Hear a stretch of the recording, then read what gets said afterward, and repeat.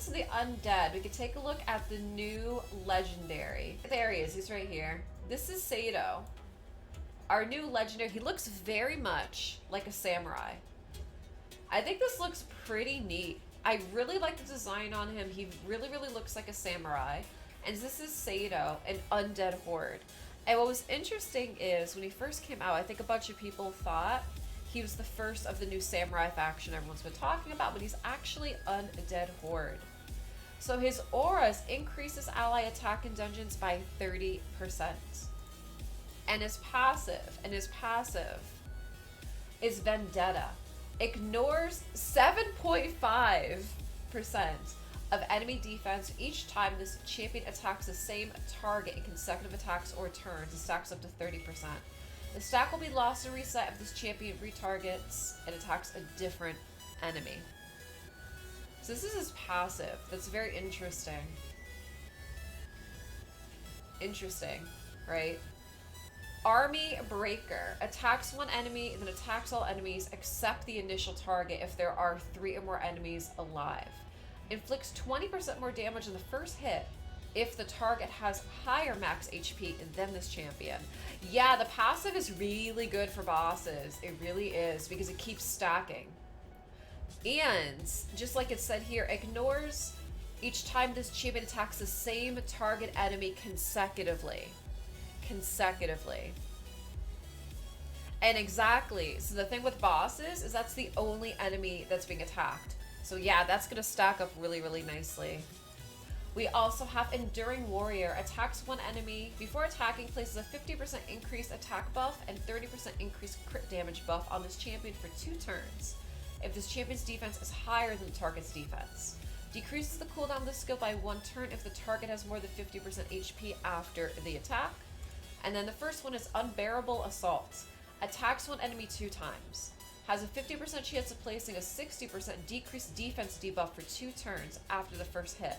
Place an extra hit if the decreased defense debuff is placed. So he seems like he's really good for dungeons, bosses, like that kind of thing. It seems like he's really good at that.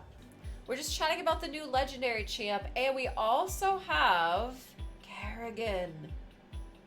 Lydia. We have Lydia. So we're gonna chat about her. New champ for Faction Wars, and yes, she's very OP. We know that. She's definitely OP, right? So her A1, she just has to stay away. Her A1 is called Oppression. Attacks an enemy, 75% chance of placing a fear debuff for 1 turn, 75% chance of increase in duration of poison sensitivity debuffs by 1 turn. Attacks enemy champs with this skill whenever they place a free stun fear or true fear debuff on an ally. The number of attacks increases according to how many debuffs are placed at that time. 1 attack for each free stun fear or true fear buff, and the first attack will target the attacker while extra attacks will attack random enemies. So it's almost like, oh, what faction? She's going to be Dark Elf, actually. Intriguing, right? That she's going to be Dark Elf. Very interesting, right? Very interesting. Yeah, well, John, remember I said that. Remember we were talking about people couldn't understand why the nerfs and buffs were where they were. And I distinctly remember telling people a lot of times when they make changes that tend not to make sense, it's usually for content we have not seen yet. Whether it's the Doom Tower, whether it's for new champs, whether it's things like that. And that's exactly what we're getting, is that some of the changes didn't make sense. We have this. Her damage is based on attack. So now her A2 is called Siren's Wail. She attacks all enemies. 75% chance of placing a 60% decreased defense debuff and a 25% weaken debuff for 2 turns. Also places a 25% strengthen buff and a 30% increased speed buff on all allies for 2 turns. Like, what? So she's definitely a decrease down on all, on top of weaken and then strengthen and increase speed, right?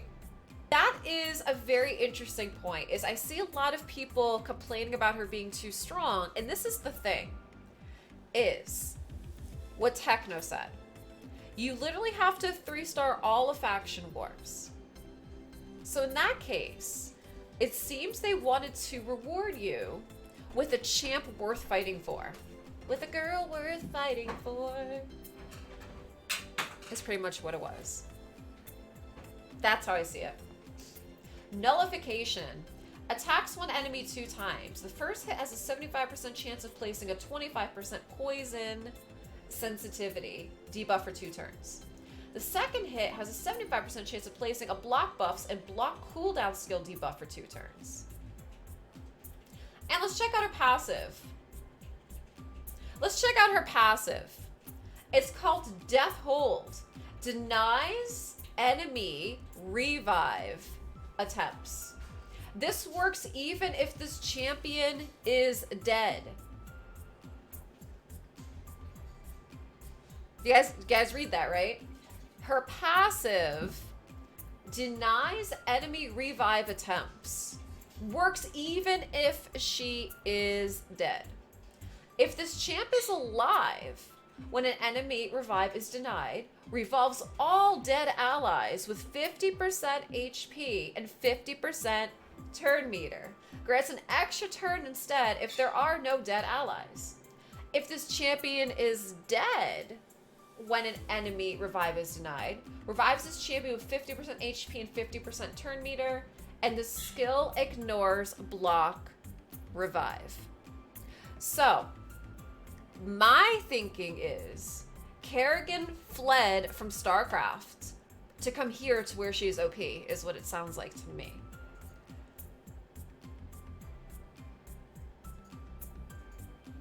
Right? Interesting. Very interesting. Yes, exactly, HG. So they're kind of making it that you won't be able to compete in Platinum Arena unless you finish Faction Wars, because you know everyone's going to have her. And exactly what Bear said is she will be nerfed in the future, of course. I mean, they ended up nerfing Arbiter, and they nerf other powerful champs too, so of course they'll nerf her eventually. But starting out, yeah, she's completely OP. And again, it brings to that point of she's a girl worth fighting for people to actually finish Faction Wars, right?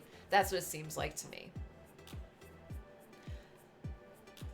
Sorry for not being positive. The only good thing about her is she's not added yet.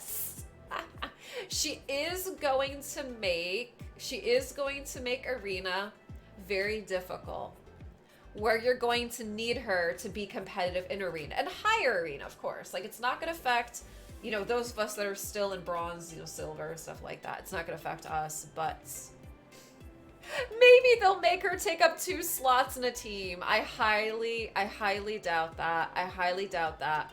But yeah, so this is the new Lydia, the Deathsiren, and I already see so much comments, so much feedback, and I'm seeing a lot of comments going both ways between people that love this and people that absolutely hate this. So I can't wait to see what this looks like in game. And guys, I do speculate, again, she will be nerfed eventually. Seems broken, but you have to grind like crazy for her. Might be a good reward, right? And I think that's what the devs were trying to go for.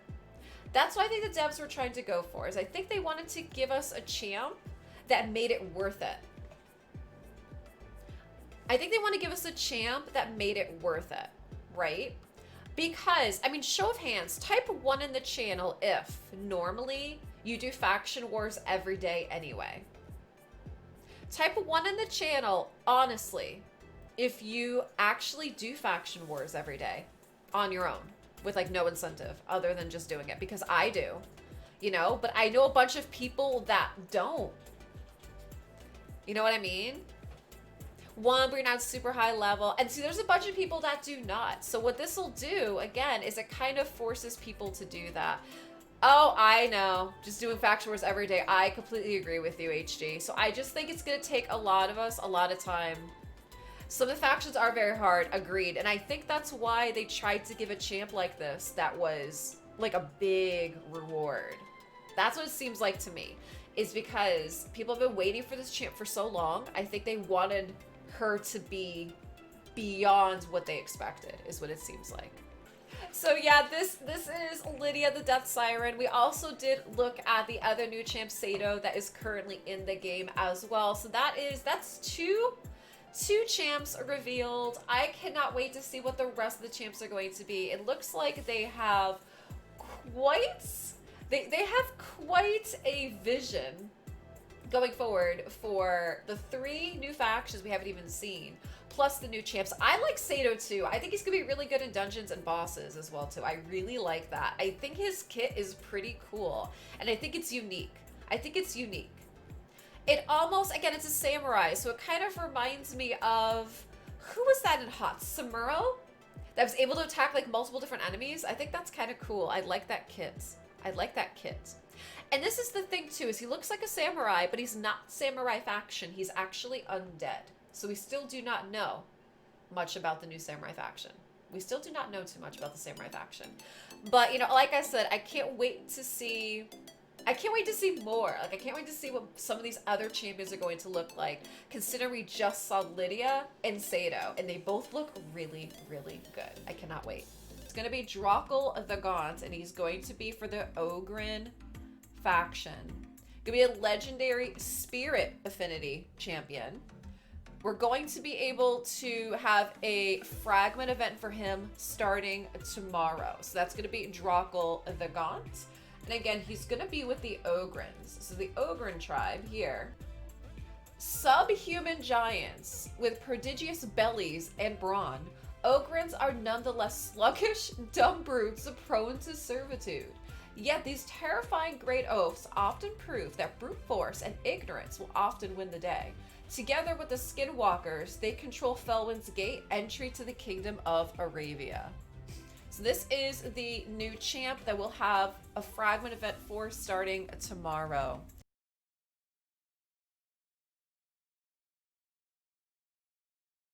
Thanks for watching. If you enjoyed our video, you can catch us live on twitch.tv/LeilaFoxNation 4 days a week on Monday, Wednesday, Friday at 5:30 p.m. Eastern Standard Time and Saturday mornings at 11 a.m. Eastern Standard Time. Come on by and be part of our community, and we'll see you there.